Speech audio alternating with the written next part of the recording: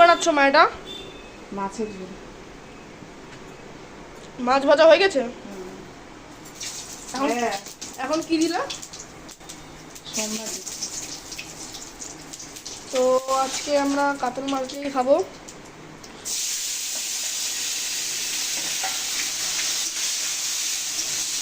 এখন মা একটা গ্রেভি করবে। তো মাছটা দেখো কত সুন্দর করে ভেজে নিয়েছে কল করা। এটা কি বাটা মা? আদা, জিরা, রসুন, পেঁয়াজ, লঙ্কা। মা এখন প্রথমে গ্রেভিটা মানে মশলাটা ঠিক করে নেড়ে তার মধ্যে একটু জল দিয়ে গ্রেভিটা প্রথমে করে দিচ্ছে।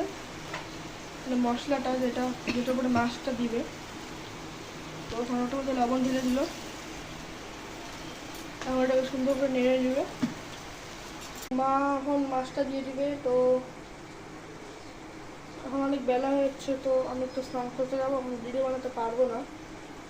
তো তোমরা একটু লাইক কমেন্ট শেয়ার করে দিও। খাওয়ার সময় যখন আমরা খেতে বসবো, এখন তো 1:30 বাজে, যখন খেতে বসবো তখন এটা ভিডিও বানাবো, তখন দেখাবো কিরকম হয়েছে।